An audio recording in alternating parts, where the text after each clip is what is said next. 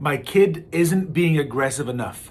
He just needs to be more aggressive. She just needs to be more aggressive. So let's break that down. I know what you mean, and you know what you mean by be more aggressive. But here's the reality. Unless your child or a young player knows what it means absolutely nothing. Because they don't know how, where, and when to implement it into their game. So it just becomes another confusing statement in a sea of coaching parent chaos. We yell, be aggressive, or stop being passive during the game, after the game, or before the game. But let me be really, really real here with all my experience in coaching.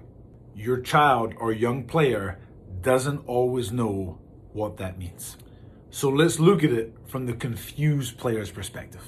Aggressive, run through the defender, jack up a shot every time we catch the ball and ignore my teammates and ignore the team's plans, throw hands, take out a player when we go for the block, growl, scream, yell.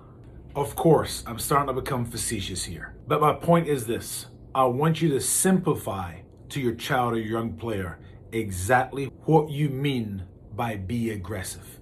I want you to be simple and be direct.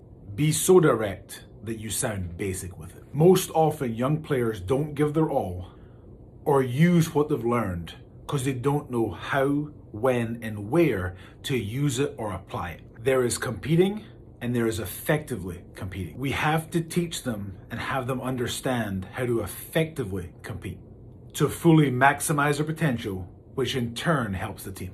When I talk to a player, I replace the word aggressive with assertive.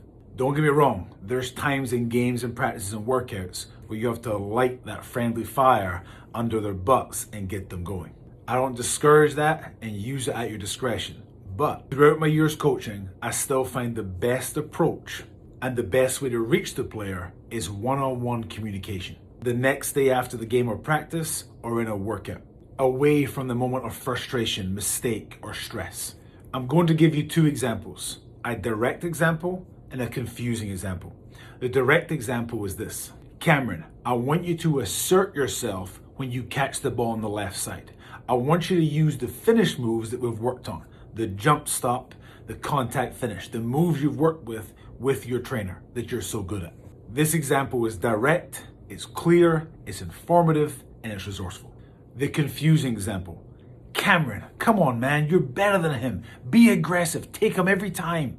This example is filled with emotion, frustration, disappointment, and confusion. Be direct. So it comes down to teaching your child or your young player how to assert themselves and the skills they've learned in specific situations. When do they drive against the zone? When do they use the step back? When to use the retreat dribble to escape from a trap, and so on.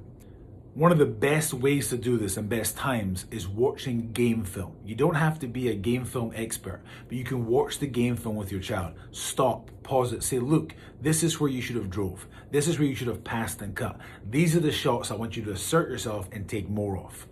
Trust me, it's much better than screaming like a maniac during the game when everything's going on around your player and they become confused.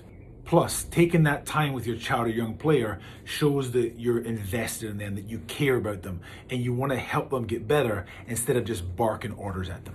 Trust me on this, when your child or young player know how, when, and where to assert themselves to the skills that they have or abilities, they'll grow in confidence and they'll start doing things you've only hoped and dreamed that they would do because they start trusting themselves and become confident in themselves. It's one thing teaching and telling a player, but teaching and telling the player how to understand something is where the real key is.